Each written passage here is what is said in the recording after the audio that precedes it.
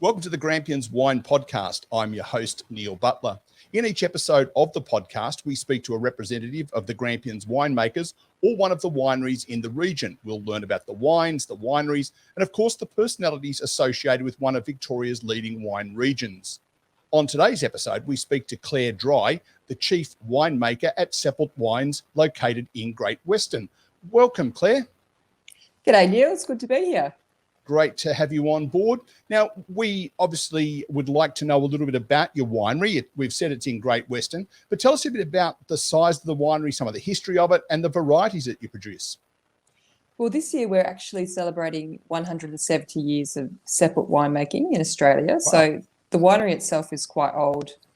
It was established in the mid-1850s by Joseph Best. So the Best name's quite a famous one in the Great Western region. We've still got Best Winery, and both the Seppelt Winery and the Best Winery were sort of founded independently by two brothers, Joseph and Henry Best. So there is a shared lineage there, dating back, to the 1850s, 1860s. Okay. So their paths diverged, and Joseph Best set up his winery, Seppelt Winery, up on the hill there, and it's gone through a bit of ownership change since that time. It was sold to a very enterprising fellow from Ballarat named Hans Irvine, who he's the one who really lit the fire under the sparkling production in the region and made Seppelt famous for that. So he managed to employ a Champenois winemaker who was visiting Australia. He managed to entice him to come over and start making sparkling. I mean, Hans saw he saw the potential of sparkling wine in the region. So, which was quite interesting. And then this guy, he imported a few of his mates too. So we had quite a little French enclave there in the 1890s, starting to produce these really famous sparkling wines. And I think the Seppelt name is really closely linked to sparkling wines. That's our history, and our most famous sparkling wine is, of course, the Show Sparkling Shiraz. And sparkling Shiraz is in itself, it's a really iconic Australian style, and I'm pretty proud to say that I think the Seppelt wine, the Seppelt Show Sparkling, is probably one of the benchmarks of that style, if not the benchmark in Australia for sparkling Shiraz. So we've got that history to lay on. It's really, really nice to be working with something that's considered a benchmark in Australian wine. Absolutely. So what's the annual production of the winery? You've got that number for us? Oh, it ebbs and flows. So really depends on the vintage, but we've got several different products that we make, ranging from sparkling right down to table wines, and several different vineyard locations that we source from across Victoria. So our spiritual home is in Great Western in the Grampians, but we also source fruit from the Drumborg vineyard, which is in southwest Victoria, and also we do source fruit from Heathcote as well.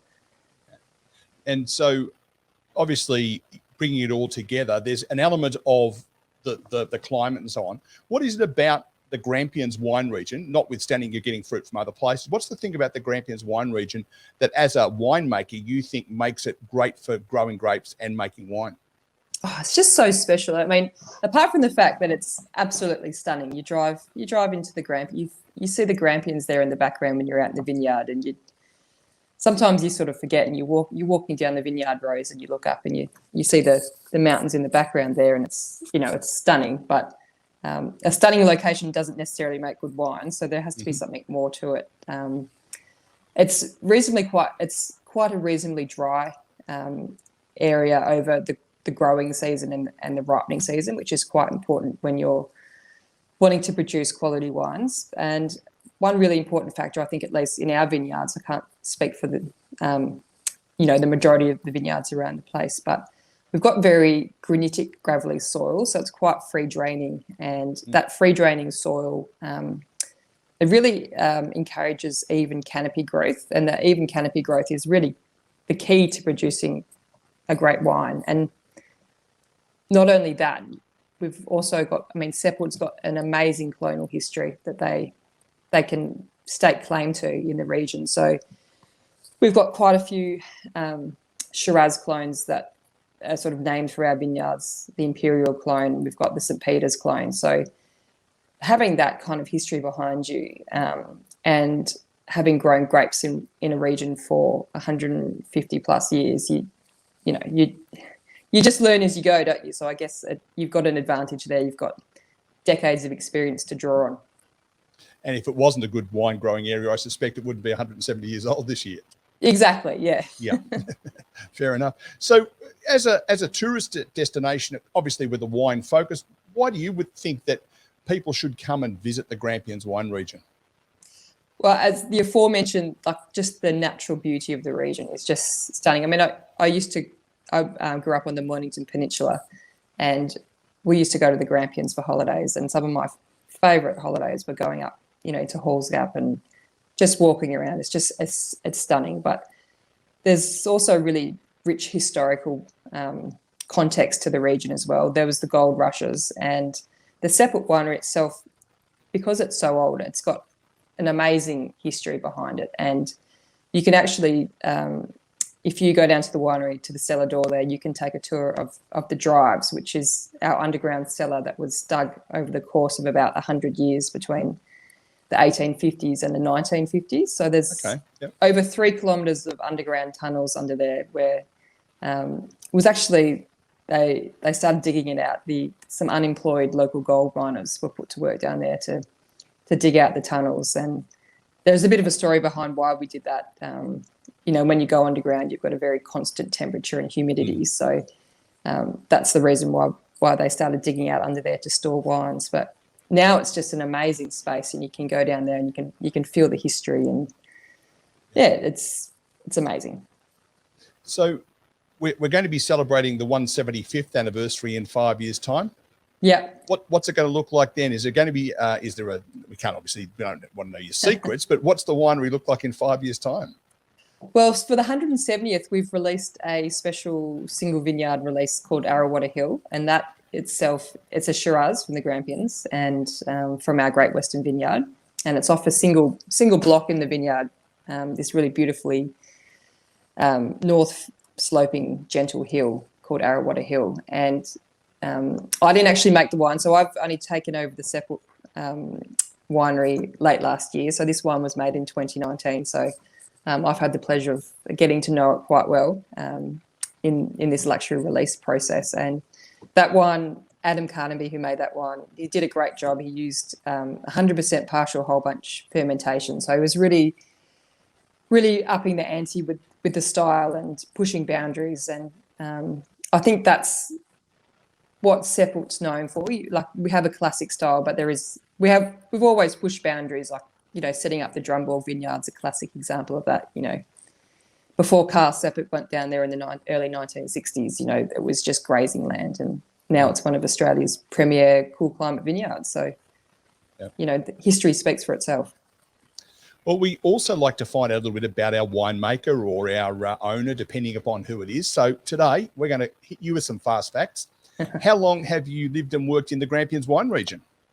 Yeah, so I took over the winery at the end of last year. So I'm just getting to grips with the region. So hopefully there's many more years to come. So I'm still I'm a newbie. Fair enough too. What was your first role in the wine industry? First role in the wine industry was probably pruning vines back in year 10 on the Mornington Peninsula. Yes, I think if you can get through a few weeks of your school holidays pruning vines and still have a passion for it, then you're in the right job. It's quite amazing how many people have said that was their first job, pruning vines. I would have thought I'd go straight past that, straight into the making of the wine. You got to work your way up. So if you're going on a road trip, Claire, and you can only take one case of Seppelt wine with you, what do you take with you? I think it would be the St. Peter's Shiraz, Neil. It's just such a classic, classy wine. It's Grampians all over. Okay, so you've pulled out the bottle of St. Peter's Shiraz. Mm-hmm. What's the meal that you're going to have with that bottle of wine? Definitely a very, very nice medium rare porterhouse steak, I think, with a bit of mushroom sauce. Sounds very tempting indeed. What's your favourite location to have that meal and that drink? Oh, probably up up at the winery at the cellar door there. I mean, just overlooking our beautiful St. Peter's vineyard there with the sun setting. So we've got the wine, we've got the location, we've got the food. What music's playing in the background while you're having that dinner? So it depends if my husband's with me. It might differ to what I was listening to. No, it's your choice. I'd probably maybe put some Sam Cooke on. Okay, oh, that's excellent. And 3 people, living or dead, that you'd want to share that meal and that wine with? I would really love to meet Cat Stevens or Yusuf Islam. I think I just love his nature and his spirit. I'd really love to have a meal with Jacinda Ardern. I really admire her pragmatic leadership. I think she'd be a great person to share a meal with. And this is probably sentimental, but I'd love to have a meal with my dad because we lost him a few years ago. So that would be lovely to see him again.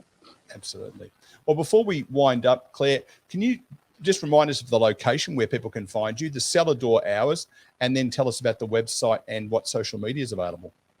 Yeah, so the winery is located in Great Western, and you can see as soon as you drive into the town, it's the big winery up on the hill there. It's on Cemetery Road. Cellar door, I have to get back to you. I don't know the exact hours of the cellar door operation. We'll find them and we'll put them in the podcast somewhere.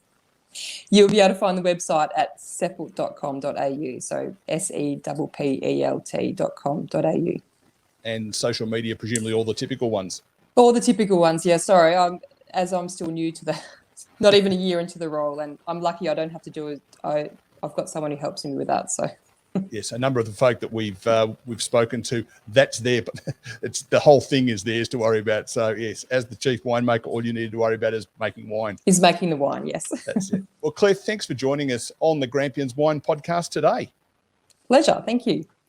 This has been another episode of the Grampians Wine Podcast featuring Clare Dry from Seppelt Wines. You can subscribe to the podcast by visiting grampianswinepodcast.com.au. It doesn't cost you anything to subscribe, but it will give you the chance to listen to previous episodes and to be reminded whenever we publish another episode. You can watch video versions of the podcast by subscribing to the Grampians Wine YouTube channel. We'll be back soon with another episode. My name is Neil Butler. I look forward to your company then. Cheers.